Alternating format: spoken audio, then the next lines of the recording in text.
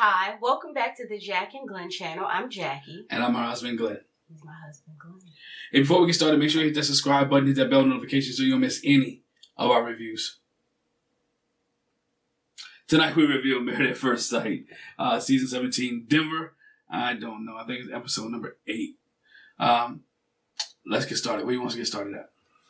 I don't know. I feel like Becca and Austin were pretty uneventful, so All right, let's go from least to worst. Yep, least to worst. So the couples have come back from their honeymoon in Mexico, and they're going to their new apartments, their neutral space. Yeah. Where they can live as a married couple for the rest of their time. And so we see Becca and Austin going into their apartment, checking it out. They had the conversation about, are you a TV in the bedroom person? And both of them said, no, we don't have a TV in the bedroom. So they said they want to keep it like that. That's good. It's nice. It's nice not to have TV in the bedroom. Yeah, they said they have, the apartment's nice. Got some nice things in there, but they want to add their own touches. They want to bring some real plants, board games, and they're deciding whose N64 they're going to bring into the apartment. And she says, I'll bring mine. Yeah, she says she'll bring hers. I'm going to talk a little bit about splitting up chores. He says he's pretty clean. She says she is too. And like with his roommate, they just do things. It's not really a split. Just some people one of them takes care of this and one takes care of that. So they pretty much will do that. I mean, that's how it is when we got roommates. You just do your stuff. You know, stay out of my space, I stay out of yours. She says she's looking at unfiltered time with the two of them, digging deeper into each other. And they would see them the next morning after having spent the first night in their apartment. And so this is the episode where they kind of go check out each other's places. And so he goes to his place and she comes over. He's got lots of plants and she notices he's a hat person, as if we didn't know. He's got hats all up the wall. And I think it's about 30 of them. Before we get there, we find out he lives in a real old house. The house is built like it's an old style type of house, wide open space. Kind of remind me of the houses like from they use in the movies when they talk about the 60s, right? 60s and 70s type house. With that style, with the archway, wide open space around, things of that nature. Of course, he has a roommate, and his roommate's a female. A female, yes. So they share the house together. He's got lots of hats up on the wall. And then they talk about washing, and, he was like, I wash my towels when necessary. And she's like, I wash once a week. And he was like, bruh, for real, I just... Wash once a month. Wash once a month. Like, who washes their towels once a month? Like, who washes their stuff once a month? That's, like, dirty. I mean, if you have plenty of them, I can understand you wouldn't have to. Yeah, dude, he ain't got plenty of them. But I'm just saying, you said who does that? And I said, if you got lots of towels and you ain't missing nothing, then, you can do that. I just, for the fact, not even that you have a lot, right? For the fact that you don't want that to pile up. That's the biggest thing. You don't want it to pile up. Not that you have many, but just to pile up. But she said she likes his house. It's not cookie cutter. It's got character, whatever. And then he has they have a conversation about where we're going to go after decision day. Right. And he was like, I'm thinking after decision day, we'll go to our own spots, finish up our leases. And she was like, well, my lease is month to month. So it's not like I have a definite time frame. So maybe after your lease is up, you can move into my place and we'll stay in my place going month to month until we get our own place. Right. And he was like, okay, he seemed agreeable with that. He was, but I'm glad he was agreeable with it because no one likes the idea of after decision day, we go separate ways. It never works, right? Anybody on decision day is going separate ways. It has not worked. It will not work. It won't work. Shoot, decision day. We're about to go to after the honeymoon. I'm just going off what he said. I know, but I'm just saying. I'm just saying it don't work no time. It never works. Pastor Cal comes to see them, and he's noting how close they are with each other. Okay, so how long did it take y'all to get close? And it was like almost immediate. It's real natural. He asked, have they consummated the marriage? It was like, no, we haven't. We do have a desire. The desire is there, but we haven't taken it there. And Pastor Cal did quantify. He said, I'm not asking we don't ask that question to try to force y'all into. Right. It's just to get a gauge of where y'all are as far as intimacy. That wasn't for them. That was for the fans. I've seen a lot of things in these episodes, last couple episodes, that are just strictly for us. They're talking to us, right? When have we seen these experts? I can't remember the last show coming right off their honeymoon. They're at the house meeting with them. We didn't see that last season. I don't think we saw that the season before. But you do see them now. And what did the fans want? What did the fans always want? We want them to be what? More involved, right? You see Pastor Cal talking to them on their honeymoon. Why? They want to be more involved. So I guess take my hats off to producers and Pastor Cal and Dr. Pepper and Dr. Pia. They're being more involved. They asked him, have you talked about kids? And he was like, yes, he wants kids. And for her, it's always been like a no, I don't want kids. But if her partner wanted kids, she would go along that ride. So that's where she is. Have y'all talked about religion? And, because he's religious, she's not.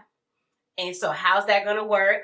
And, he said for him, when it comes to religion, I believe in God's love and caring for all, all the people in your life. And for her spiritual journey is, of kindness, understanding, and love. And he was like, well, even though y'all don't believe in the same thing or ascribe to the same religion, don't y'all still have the same premise?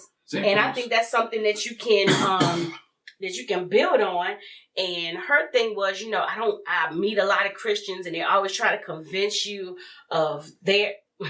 I was like, because trying to convince you of their faith and condemn you to hell.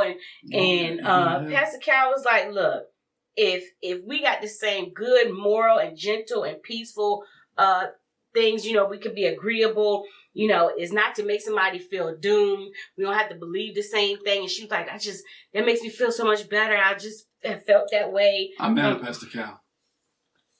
You're not the only one. Listen, a lot of people. I am mad at Pastor Cal. It was a lot of people on Instagram that were talking about, the question was, one of the social media people that follows, Married at First Sight was like, how do y'all feel about Pastor Cal? A lot of people was like, well, how you feel about the episode? A lot of people was like, I'm disappointed in Pastor Cal. Right now, he's just Cal. He's just an actor. They was like, I don't see no pastor. Ain't no pastor in that. I said when I watched it, like, yo, pastor, like, yo, you told this woman, it's much more than that. Like, I know you on the show. I understand that it's Married at First Sight. I understand that she and her husband are on two different faiths, right? Well, this is your opportunity to witness, your opportunity to draw, your opportunity to share the love. That's not his role. Let's be real. His role on the show is not as a pastor. His role on the show is not as a spiritual leader. He's not there to give them spiritual guidance. But he gave her some. Did he? He made her feel more comfortable. Now, is Austin like okay, I kind of understand, but I'm kind of stick to my guns. But me and Pastor Cal would have went back and forth a little bit, like, Pastor, now you know. You know. I'm not even to the point where, like, oh, she going to hell. No, Pastor, but she confused. Or, Pastor, she may need some encouragement. Or, Pastor, how can you help her and him get on the same page? I have a problem with the show this year, right? And maybe you've done it in the past. I'm getting churchy. You're putting people unequally yoked folk. This is literally the conversation that was on Instagram. People were saying that. Oh, I ain't even Instagram. So right, they're unequally yoked. And Pastor Cal, why would you go for that? Listen, I just look at it like this. I'm not saying he went for that. I'm saying the show is to me, it's the like... show don't... That's like not the show's concern. They don't care nothing about being unequally yoked. They do. But that shouldn't be his concern. They do in a sense because they put people together that are opposites, right?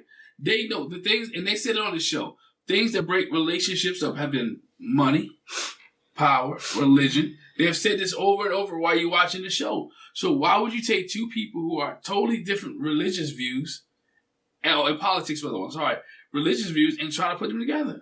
I'm just saying. I don't think, because of that, I don't think Austin and Becca will work. I think they will. Okay. I think they will, but he says overall, Pastor Cal feels like they're compatible, but labels are different, and he feels like they can overcome that. And she was like, yeah, I got a crush on him. And she was like, they both said they could see love in the future. And he said, they said love you, not I love you, but they're not in love yet. And, she said she jokes and is like, why would I tell him I love him? I don't know how many speeding tickets he has. And Pastor Cal's like, that's not really a criteria. You think you funny. But he says, I think y'all are growing in love and, you're on the right and a good track and you'll get there. Like sooner or later you get there. Anyway, that's it with Becca and Austin. Let's go to Claire and Cameron. No, Cameron. Claire and Cameron. So again, everybody's coming back from the honeymoon. I will touch on this. So the previous episode, Cameron had some problems with his ear. He had like an ear infection or whatever. Had to get some antibiotics and in that space, they're getting kind of more comfortable and better with each other. And so, they're going into their apartment, looking at the bed. Oh, the bed looks cozy. And he's like, oh, is that a queen size bed? Because I don't think they've said how tall Cameron is. I'm pretty sure that Claire is 4'10", 5 feet. 5 feet. And so he got to be 6 something. 6'5", 6'6". And he was looking like, yeah, that's a queen size bed. It ain't going to be big enough. My legs going to be hanging over that. Ain't going to fit. Yeah. And, okay, which side of the bed do you want? And he was like, I get up a lot of times during the night. And I was like, sir, you're a young man. Why the heck? He probably got problems. Why do you keep getting up during the middle of the night? Can't sleep. Got bladder issues. And so they determined that he's going to take the side by the bathroom. And, she says she's excited and she's nervous. She never lived with anybody before. So trying to navigate living with somebody is going to be different. And then their schedules don't align. Yeah. And she was like, and in this case, because we're married, if you just live with somebody, your boyfriend and girlfriend, if you have a fight, you could just leave. And she's like, it's in a space where if we have a fight, you can't leave. Can't leave. He said he's a little less nervous because he's lived with a partner before. And this was the funny thing. He said when he lived with his girlfriend or partner before, they lived with her family. So he was like, not only did I have to get used to living with her, I had to live with everybody. So I'm running into people in the kitchen. And so his thing is, I feel like... And they girlfriend and boyfriend, they're not even married. Maybe, he said, right. He said, maybe, I'll probably annoy you more than you'll bother me because I'm kind of used to it. And, she said she'll aim to be transparent and they both were like, we'll be open and communicate. So the next morning they get up and he was like, oh my gosh, you left dirty dishes in the sink. She's like, it's only 3 dishes. He's like, it's 4. It's 4, but it was like a bowl, a cup, and like... Don't leave any dishes in the sink. Now, I think the biggest thing was that he told her, she told him, I'm going to take care of it. Yeah, and I'm going to do it. And she didn't. And I think that was the biggest thing is she like... just forgot. That you're going to take care of it, but it didn't get taken care of. And I think that's right there. He lost a little bit of trust in her. I don't know. But she goes to see his living space. And she was like, okay, it's... roomy and a cozy space, and he said he said he didn't have a lot. He had his little bike. He had his bike there, and he was like, oh, this is my station, where I work on the bikes. And I just felt like he should have had a bigger spot to... Yeah. He must got somewhere else that you're working on these bikes. I can't believe... Yeah, he had the little area. He had rice cakes there. He got an office at the bike shop. I'm sure he don't do... But that's what I'm saying, yeah. And so he had some rice cakes there. She was like, oh, that's one of my favorite snacks and how I eat the rice cake. And he was like, well, we have something in New Zealand. And it's called Vegemite. Do you want to taste it? And she did. And she was like, that is hideous. It's disgusting. It's definitely an acquired taste. I was just about to say, it's definitely an acquired taste. The other thing is, I noticed, I'm like, okay, where he lives look like a basement. And he talked about how he has so many spiders and he's got all these spider traps. And she was like, I'm definitely not staying there. Don't want no spiders on me. He picked the trap up and was like, look. Yeah, they're bad. He living below. No. Then he had some medals from his climbing events. And then he also said, oh, I got these for search and rescue. I used to do search and rescue. And she was like, well, I didn't know you did that. He was like, well, you would know if you asked. And so, which it is smart out of me, but it also goes in the fact that her conversation with him is surface. that her conversation with him is not to the next level or where it needs to be at. So he's giving. What kind of question was you asked that we would get to that? I feel like that's something that if I'm talking, you would be like, oh, I used to do search and rescue. It's nothing she could ask that would get to that. Like, hey, what was your professions? Have you done anything like this? Or survival? I mean, it could be a load of questions. Like, what are you involved in? Or he should, again, sometimes you may provide that information. It's important. Yeah, so then they go to her place. We meet her dog, Lenny. Mm-hmm. And Lenny ain't paying him a bit more attention than the man in the movie. Lenny ain't, it's Lenny like bumping. Ain't paying no attention to Cameron. Feel no threat. She said she has a dog routine. They do talk about whether Lenny's going to come with them. And she was like, maybe my assistant can watch Lenny. They talk about religion. And she says, she was raised Catholic. And basically she was saying I did kind of stray away from that. But when my brother died, my faith came into play. And, was a connection to her roots. And he was like, he's not religious himself, but he is open to somebody of any religion, and, they'll have to talk about it some more. So here we go again, mixed match when it comes to the religion anyway. Yeah, I mean, I think their dialogue was great. I think the way they communicated was great. It's much better than what it was, like, I guess it's 2 weeks now, 2 weeks earlier.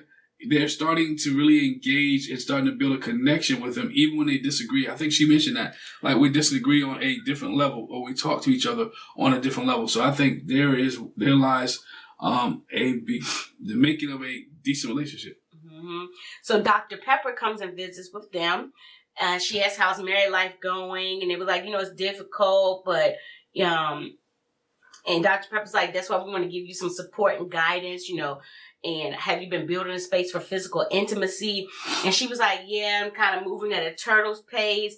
And she's the type, if there's no emotional connection, she can't do she doesn't do the physical. And Cameron was basically saying, like, he spoke first, like, let me talk about it. I think, that's been a kind of hindrance for us. And she was like, I agree. You have to take time. This is a guy who, and a woman, who barely opened up to each other on the first week of the date. On their first week of their marriage, right?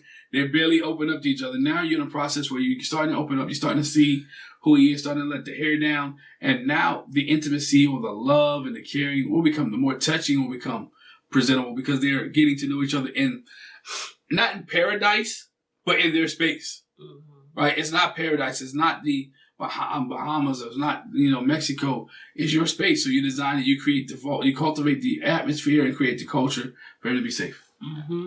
Dr. Pepper's like, well, you can show up for him in more affectionate ways. How about holding hands?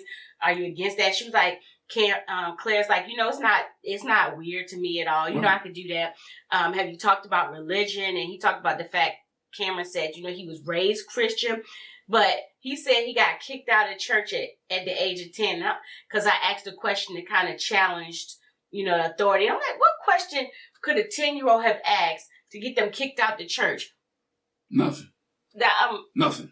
Because you're still learning. I feel like, Still I thought that was wild. Yeah, I thought it was wild. I was trying to get some more information or context because when you're that young, your mind is going to wander. Right. You're going to see things, hear things, and it's going to be... And you have questions. You got questions. So he said, he rediscovered what life was to him outside of religion. And, he was like, I want to teach my kids that, the world is gray. And I feel like religion wouldn't really prepare my kids for the world. And I'm not sure what he meant by that. Yeah. It would, like, I don't understand. Most religions will teach you about loving your fellow man, taking care of you. How does that not prepare you for the world? Because you should exhibit that. Because what he was trying to say, and the same thing he said a couple of weeks ago when they was at dinner or whatever the case may be, you're in your own control, right? You can control the things that you can control, and I'm not trying to pray to a deity, a god, or whatever to try to control something for me when I have the power and ability to control it myself. And what he tried to say, I just want my kids to have options to do whatever they needed to do. And so his options are, we're just going to be, I can say loosey-goosey, but we're going to be out there. Yeah, and Dr. Pepper said the same type of thing that Pastor Cal says. I feel like your values match, even if y'all aren't both religious. I think you can work that out. And so that was really it with Claire and Cameron. Again, the first two couples, the last two, yeah. Fireworks. Yeah. Last two, let's bring it. All right, so let's start with Emily and Brennan. He got problems. The one thing I want to say, going back to the previous episode, is, I felt like Emily and Brennan were getting along pretty well. It was just one little hiccup that we saw when they were out doing the activity. She was like, "What, do you not know how to have fun?" And he did kind of tighten up about that. And I feel like that might have been the one point in, which again, somebody said on social media, the way he was pacing when she was getting her hair. Oh, yeah. Getting those tracks taken out of her hair, like he was pacing. It was like impatience, but also like, oh, you mean that's not your hair? Like, I don't know what that was, but anyway. There's a lot going on with him. Yeah. And his body language, his Dr. Jekyll, Mr. Hyde attitude. It is a lot where we'll get to it because we're talking about after he had somebody who not Pastor, we get to Pastor Kiff. Get with Pastor Cal when he asked her. Don't jump ahead. Let me go to this. No, because you got to build up to that. All right, build up to it. So again, they're coming back from the honeymoon. They're going to their own place, and they're checking out the apartment. Oh, we really like the place. It's the first time either one of them have lived with somebody. Yeah. And so, they both decided, they just have a mutual respect for each other. And, for her, she was like, we can bring up issues sooner rather than later when we're dealing with each other. And so he basically says, I have my own office at my place. Right. I'm getting back into work. So where do you want to work? She says, well, I work from here. Yeah. And he's like, well, I'm going to go back to my place. And it sounded like at first he was just saying, I'm going to work there so you can work here. So we went interrupt each other. But then he says, I'm going to go to my place for a couple of days. And then we'll reconvene in a few days. So, like, he said, I'm not staying here. Like, he put a pause on this bad boy. Time out, flag on the plate. He's like, I need to clean up my place. But then it was, I need to stay there. He kept going back and forth. Like, what you need to clean your place for? You can do that. You're here now, right? You can stay. Like, you don't have to pretend that you don't like her. I mean. But what he said was, he was like, I know in his vignette, I noticed I was getting drained with us being together 24/7. And so I just want to regroup. I want to go to my place and regroup. And once again, they said on the after party, we've said it before. I've seen people saying it on social media, like, when did the participants in Married at First Sight get to dictate what happens on the show? What happens on the show? Like, we're not going to move in together. Like, you're supposed to move in together. I told you, who did I say started? Was it Brett and Ryan? No, it was Zach and Mindy. Zach and Mindy. Ever since then, like, you think you have a choice whether you're going to stay together? And people have been taking advantage of that every season since. Yeah. So, especially in this case, he's really taking advantage of it. Because the way that he's nasty, or the way that he comes off, or the way that he's rude to her, the way that he says things to her, is really is doing something to her. You can see her emotion, her feelings, her bubbly attitude totally change. Yeah. So she said, she ended up staying in her own place. And, it's her first day waking up without her husband, without Brennan, and she hoped to see him later. So she ends up, again, they're seeing each other's places. So she goes to his place, and she's hoping that being in his space will help bring them together. And once they come back and live in an apartment together, to bring them together, because she's looking forward to them living together. And so when she's in his place, she's looking around, looking at this, looking at that. And what I wrote down, I was like, I wrote this down and then she said it. I was like, they had a very dry conversation. Yeah. It was awkward. And she was like, conversation is awkward. It's a confusing atmosphere. She goes to check out his room, his bedroom. Now, this was an aside for me. I'm looking at his bedroom. I'm like, dude, you're a big grown man. Oh, man. And he looked like he had a queen-size bed and he had a dresser. Like, he had this much space from the foot of the bed to the dresser. I was like, this is a little room. Like, what the heck? You need to do something different. Don't he still live with his parents? He's the one that still no. No. His parents been married for a long time. That's what it is. Yeah, and it was just like their whole conversation in his place was like very just dry. All really off-putting. She said she looked at his living room. It's a lot less boyish than she thought it would be, and he was like, it was nice having space to himself. We'll reevaluate in a few days regarding moving in. It never works. Yeah, she said, I feel like I sense that he shut off, and I'm trying to figure out what happened. What happened? It never works. When you a spouse leave from each other, especially in a close marriage or the marriage at the beginning of a marriage, it's not gonna work. Especially on Married at First Sight, when you leaving and go stay in your apartment. He literally said, and go stay in my apartment. If I'm her, I would have left the night that she left. She should have stayed there. I'm sorry. I know he said he felt himself getting drained, being with her 24/7. What the heck did you think the marriage is? You're gonna be with her 365. He thought he could send her back home, package it back up, send her to her family, and not have any responsibilities, and it was gonna be over with. I don't know. But Pastor Cal came over to their place. They both came to the apartment. Pastor Cal come and, it's like, he hadn't been showing much emotion all week. He was like, I've had a lot going on with work and all like that. And Pastor Cal's like, what's going on? And when a man start making too many excuses, there's a problem. Yeah. When a man rather be at work than be at home with you, there's a problem. But he said it took them a minute to gather themselves together, and the question Pastor Cal was like, so are you invested in marriage? And she was like, yeah, I'm invested, but it's a lot to figure out, that they were in different spots for now, and she likes him and is attracted to him and not sure where he is now. And he was like, I think, between the wedding and the reception and the honeymoon, the adrenaline's pumping, and you're running off that for a few days, and once you come down off the adrenaline, it's like, I felt like something was off between us. I don't feel a romantic connection. It's been 10 days. Over the honeymoon, I didn't feel, and then it got less and less, and he wasn't sure what was wrong because she's a nice girl, and right now I don't feel any romantic connection. And she was like, well, I feel like there's something there, and he was wanting to what he wanted to feel was gravitating towards wanting to touch her, and it's just not there. And Pastor Cal was like, well, have you pushed yourself to see? Yeah, I did. I pushed myself to see the whole honeymoon, and it just didn't work.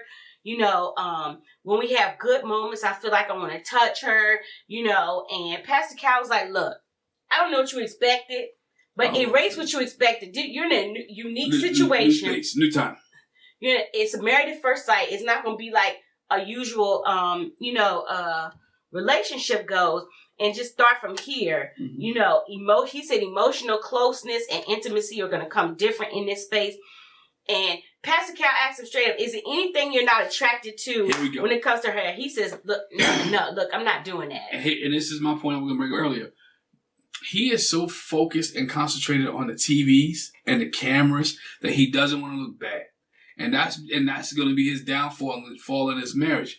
He doesn't want to look bad. He's too aware that there's cameras rolling. I think most people say after a couple of days, they realize, you know what? These guys are not bad. The cameras are not rolling. I got a day off. But here, he doesn't want to say anything outside the way. He doesn't want to lose anything because it loses who he is when people watch it. It brings back up bad memories when people watch it. It brings up conversations on the internet if people see me acting or sharing my true feelings. My 2 cents. Yeah. Pastor Cal's like, I feel like what I'm getting from you is you're fearful about opening up emotionally. Okay, so if you don't want to talk about what you're not attracted to, what do you like about her? I like that she's spontaneous and bubbly and energetic and how open-minded she is. And Pastor Cal was like, Emily, how long have your parents been married? Your parents together, right? Like 40 years. For a long time. Yeah. Brennan, my parents been together for a long time. He said, I challenge you to ask them. Every day they don't like each other. Every day it's not the best, but you have something deeper there that keeps you in the relationship, and you realize that you may not like them. Yeah. You gonna have ups and downs. Like I was just sitting there thinking, you have to find something though. You gotta go look for something. You have to be able to pull something out. You're gonna have to put some work in. It's not gonna come to you sitting in your apartment. And that's been my problem. Anybody that goes home, how can you say you want this marriage? The first thing you're doing is go home at the sight of you getting back into this new apartment. Whether you're scared, whether your dog, Newton got bit, or Newton got attacked, whatever case may be, doesn't make a difference, right? You have to be involved in a relationship, and Brennan ain't been involved in this relationship. He's not bought in. And when he talked to Pastor Cal, you realize he wasn't bought in. He doesn't know a lot of things, like, buy in. Yeah, and so Pastor Cal was like, what his final thing was, Brennan, was he wants to move in together. And Pastor Cal was like, yeah, I think being in the same space is going to help. And she says, talking about our feelings will be a big help too. And Pastor Cal was like, again, you need to reevaluate what you thought this would be. You get into self-sabotage. And so later, when they talked to each other, after Pastor Cal left, she was like, I agree with a lot that Pastor Cal said, especially the self-sabotage thing. And so she asked him again, what is it about me that you don't like? And he was like, I'm not, that's not nice. Like he told Pastor Cal, he told her that's kind of, a ishy thing to say. Like, why would I say that on camera? That's what he said too when he was talking to Pastor Cal. It's like, being on TV and realizing there's cameras around, basically I want to present myself a certain. He basically said that. And so she was like, he was like, it's not nice. I'm trying to protect you. And Pastor Cal told him, and she said too, don't worry about trying to protect my feelings. Like I think if you let me know, that way I know. And if it's something I can change or not, we can go from there. And he said, you just can't do that. She says, you answer my question by not giving me an answer. I know the answer. And in her vignette, like she was really crying. She says, this is something I never anticipated. Yeah. I'm a pretty self-confident person, but basically for him to say he's not physically attracted to me, but he won't tell me what it is. And she's like, I need to see. She's not an ugly woman. No. But what he's doing is, to me, is manipulation, and you're trying to control the relationship and destroy your self-esteem at the same time. It becomes that type of manipulation where I just hold out. I just won't do it. I just won't say anything. And you can see that. And we learn our after party later, it was so much more too involved with his behavior. And the biggest thing is, it'd be one thing to say, no, I'm not going to discuss that on camera. Y'all have plenty of time to discuss it outside of the cameras. And even when she's on after party, she did not say that we talked about that outside the camera. Like he just never said nothing. Never said anything. And, she was like, he said he's still going to try, but I'm going to have to see. I don't know if I trust that. And I'm slowly losing hope. Yeah, I don't look. For Emily and Brennan. He is not going to change his way. When he talked to Pastor Cal and the way that he was talking, the way that he was discussing things, like, He wants it one way, and he wants it his way. And if he doesn't get it his way, he's not willing to compromise. I would say that more with the next person that we're talking about, because it was really, really bad. Well, that too, but Brennan has those characteristics. Yeah, it was really bad. So last but not least is the biggest train wreck debacle situation for the episode, which their thing started. The previous episode is Lauren and Orion. And so I just want to recap right there, with Lauren and Orion. They had the comment about Redskin. And then they also had she shared with him that she had had sex 2 months. The last time she had sex was 2 months before. 2 months before. And, he was like, oh, wow, that took sex off the table for me. And then they had a conversation about that. And he was like, I'm over it. I'm not over it. I can't get over it. He going back to the Redskin comment. I'm in it.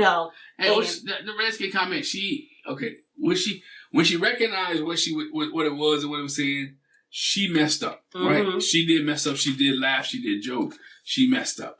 But at what point are you going to accept her Yeah. We good. Yeah, his thing was he didn't know if he could come back from the offensive comment being made, and then with her having sex, and basically he basically slut shamed her. I value myself. I wouldn't do that. And so to the point where when they leaving from the honeymoon, she kind of packed her stuff up and came out there where the rest of the couples were without him. And they were like, how's everything going? She was like, not going good. And he comes out there, and what he says is, they noticed, I think it was Emily or Becca. Right. One of them noticed that she wasn't wearing her ring. That's right. But he was wearing his. And, she says we've had irreconcilable differences. He's like, no, I think we're just having differences, different topics. We don't see eye to eye on different topics. And, she said, he says we have a different perspective of what happened. And she was like, he's not extending the same grace that I've given him. And he's been so up and down the trip. It's like, I don't know where you at. So on the plane ride back, she said they discussed doing a full reset when they got back to Denver. And she's trying to be hopeful that he can forgive her as she's forgiven him, and they can start over. And she questions if he can actually do a full reset. Can't do it. He can't do it. And, they're supposed to have a talk with the experts. And he was like, to him, talking with the experts seemed the way to go. But when they got to the apartment, he says, well, let's take a few days away from each other to think again. You don't do that. Why not drive to this apartment? Why are you making decisions about this apartment? They both literally came to the apartment, walked in, looked around only for both of them to take their suitcases out. Nobody stayed there. Nobody. And I know what you're saying. I would absolutely be like Mindy. Right. Mindy stayed in that apartment by herself. Keep running your process. She stayed in that apartment for Lauren and Orion and Emily and Brennan. If I was Lauren and Emily, I would stay in the apartment. Yeah, I would take my chances. If that's where you want to stay, take my chances, roll with it. What can be worse? You're going to get a divorce for him anyway. And, she was like, she expressed to him my feelings. I like him. My feelings for him have grown. And he was like, I wanted to try to leave the issues in Cancun and take steps to fix it. And so again, they both leave the apartment. And so she was like, I really don't know what to say to him. We talked about doing a full reset, but then he texted me and he said, he told me he don't want to continue the marriage. He want to get divorced. Well, because he wants to continue the process. Wow. What process? He's crazy. I'll take that back. I'm sorry, y'all. I gotta get better. I can't say what comes out. He's confused. He's mixed up. He has some emotional distress. He has some things that he needs to be healed on. He's been hurt. It's a lot that goes on with Orion. Because sometimes you see the masculine energy from him. Just a little bit, but you see a lot of the female energy, just the way in his behavior, right?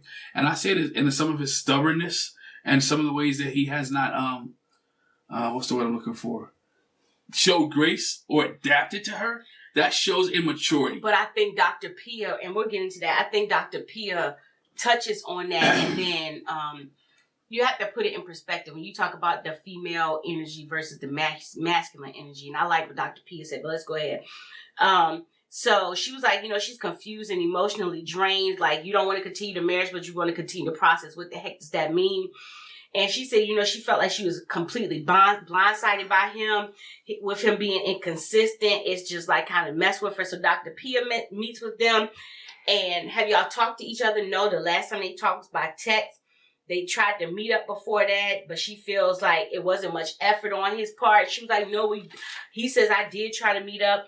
And he was like, I'm not looking to hurt her. Real quick, stop there. If you want to meet somebody, you'll meet somebody. Right? If you want to communicate with somebody, you'll communicate. You'll do all great lengths. You'll go all over the world. You'll call their mom on them, their cousin them, if you want to reach out to somebody. He knew where she was at. He didn't want to reach out. They didn't want to connect. And again, I'm not going to put it all on him. She didn't want to connect and reach out as well. Sometimes you get in your feelings, oh, you better call me, or you better call you. Look, life's short. I don't know, but they say, they were looking for a chance to heal. She said she still wants to be there, but not sure that he does. And he said, she's like, he said he wanted to focus on the future. And he's like, yeah, I did say I want to focus on the future. Not necessarily our future, us together, but the future, period. Mm-hmm. Wow. And so the question is it fair to say that, you came in there basically with your mind made up, Orion, and that, you came in there set on a divorce? Yes, but dude,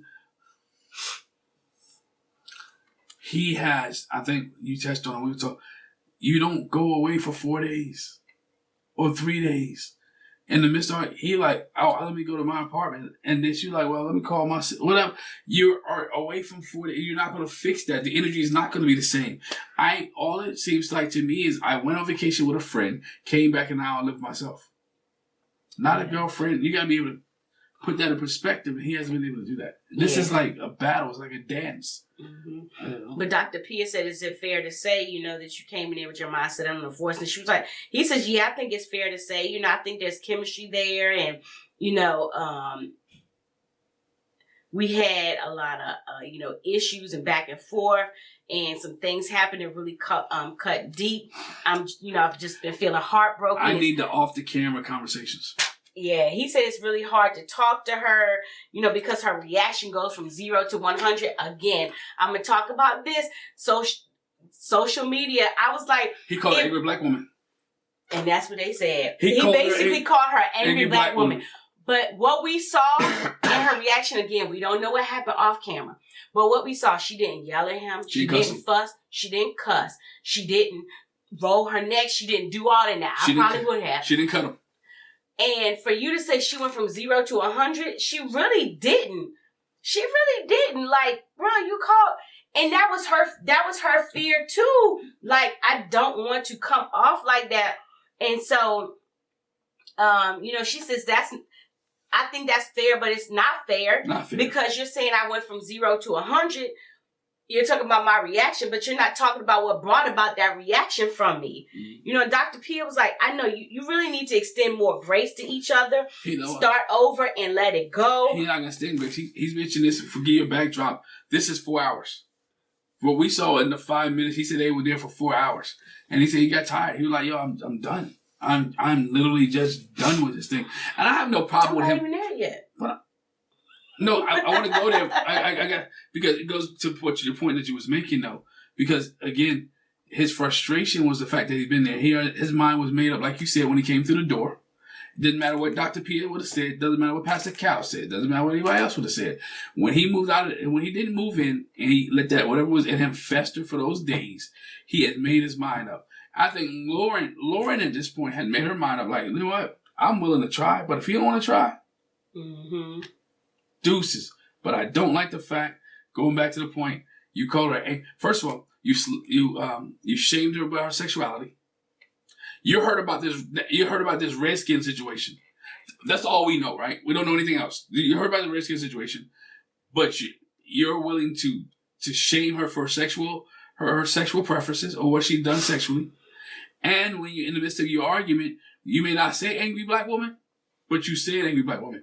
But she still forgives you every time. And you still can't show grace. And she still wants a marriage. And you still can't show grace. Yeah, because she said she truly forgives him. Yeah. And he's not sure if he's truly forgiven. And Dr. P is like, I have a hard time understanding your rigidity. Why are you so rigid in giving grace? And Lauren says, do you just not want to be with me? You can be clear. Don't worry about my feelings. And he was like, with everything that happened, I just don't have any romantic interest. And this is where I go to his background. Well, with a lot of women, right. Dr. Pia says, how does control show up in your life? Mm-hmm. And I'm seeing that you exert control by removing yourself.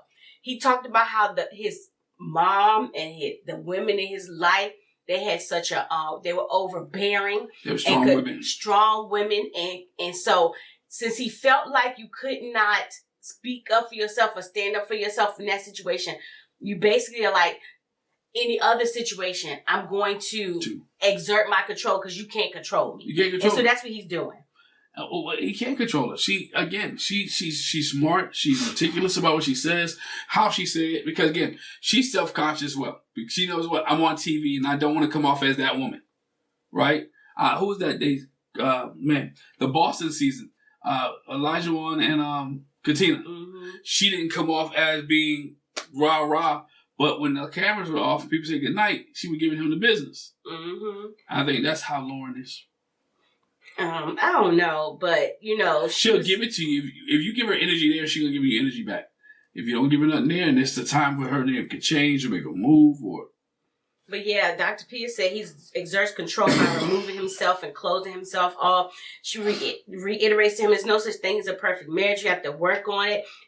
She asks, "Is there any chance that you two can be open to working through this together, or is this your decision day?" And Lauren was like, I feel like, we maintained a romantic connection. I want to work on it. And Orion was like, there's no doubt there's chemistry, but there's no romantic, no romance within him now. And he wants to continue with following through with the divorce. What? He wants to be free. Not that she's binding him down. He likes his lifestyle. He wants to be free. I don't understand. Maybe some of y'all guys help me. That comment or what she said, it may have been offensive, but it wasn't offensive enough to be a divorce. And if you can't handle that, guess what? It might be the best thing for you to do is leave because you're not ready to be married. And you're not ready to be married. There's going to be arguments in marriage. Yeah, Dr. P was like, "And is there anything you want to say to him?" And she was like, "I don't have nothing to say to him. I don't feel like it's going to change anything, so why waste my time?" And she says, the only thing I want to say is I want to be in a marriage with someone who wants to try as much as I do. And, he says, I hope you're okay, and I wish you the best. And she should have did like, I don't want to hurt. Who was it? I don't want to hurt your feelings. That was the biggest thing. I wasn't intentionally trying to hurt you. What did you think was going to happen? I've never seen anybody say, "Oh, will you divorce me?" Good, let's go. Who was that moved out and they act like it was, like punching them? That's what she should have acted like. She got up and walked out there just as nice. And the one thing he said on the after party is, he said, "I should have moved in. That would have given us some time to try to figure it out. But you didn't. You went to your place and now look at you." It was remorseful though. He was remorseful. I think after he looked at it or after he saw himself, he was like, "Dang, I acted like that." He said he could have done a lot of things different. Yes, a lot of things. But each his own. You make your bed, you lay. So we went from 5 couples on wedding day to 4 because one bride walked out. Yep. And now we're down to 3 couples because Orion wants to divorce. And then we got Emily and Brennan who are on the bubble. Who are just doing whatever. We liable in this season to end up with 2 couples. That's crazy. That's crazy. 2 out of 5 for the whole season. If you do that, that's the end of the season. Crazy. If that happens, they won't film another show. It's crazy. Won't film another show. But yeah, so that's that. It's wild. I'm sad that we don't get no more Orion and Lauren sound bites because he's gone. They're not gonna show them that much. They shouldn't. I hope we don't see him no more because that be pissing me off when people decide they want to leave and you want to show them again. I don't care. All jokes aside, he needs counseling. He needs some kind of development. There's something going on. There's something wrong. Emotionally wise, physically wise. Again, he needs an outlet. And maybe what he needs right now may not be a wife. Mm-hmm. I mean, I'm just saying that it may not be a wife, but that's... I don't know. But I don't know. It's crazy. Piss me off. It's crazy. It is crazy for the simple fact that he has what he asked for in a woman, right? She knows French, she speaks different languages, she says all this other stuff that goes on in their relationship. He goes back to what Dr. P said. He's unwilling to forgive. Why are you so rigid in that? If you're unwilling to forgive this, you ain't ready for marriage. Because there's some things that happen in marriage and they do out of love and all this, that there's going to be a problem. There seems to be a rash of people that don't want to forgive stuff. There's a rash of people that don't want to forgive. Like you can't forgive and forget. Like, she didn't do it intentionally. It would have been, you forgave old boy quicker than you forgave her. And did. It's like, there's a whole, I might just do a separate, that's a whole different video on that, because that's crazy. You forgave him, and she's your wife. She didn't do it intentionally. He did it intentionally, and you won't give her no grace? Like that, man. Crazy. I'm gonna just say this. It's seems to be a pattern with black women. It is. I think it's as opposed to Caucasian men. Yeah. It's a pattern. He won't cut her no slack. Yeah. Cuts dudes slack. Like, really. But you can't put it on. The difference is I'm not married to him and you are. Stop it. And she always give you grace. Even we go back to the previous episode real quick. Even when she was talking about he's lying. You're lying. You're laying in bed lying about why you mad, why you upset, what you said, what you didn't say. He to me seemed like a little bit of a people pleaser. That he's gonna say what's right for that moment. I think that's the one thing that he said on the after party too is I had an issue fully explaining myself and communicating what I'm feeling and what I'm thinking. Right. And I guess it took this for him to realize that, like, dude, really? It took time away because on after party he said she's not reached. She said, do not reach out to me. And I don't blame her. I don't blame her. I can't. And even he said he asked Claire about her, how she was doing, and Claire was like, "Mom's the word too." I know. Yep. I know y'all will be like, she's still breathing. She's still breathing. She's still breathing. I know. I'd be like, don't worry about it. Don't worry about it. You want a divorce? Don't worry about it, sweetheart. Don't even worry about it. Don't even worry about it. You still want them checks. Anyway, hey, make sure you hit the subscribe button, hit that bell notification. If you leave a comment in the comment section below, let us know what you think about Lauren and Orion. What's my man's name? Brennan. Yeah, Emily. And Emily. Let us know what you think. Leave a comment in the comment section below. Hit the subscribe button, hit that bell notification, and we'll see you guys a little bit later. Bye. Bye.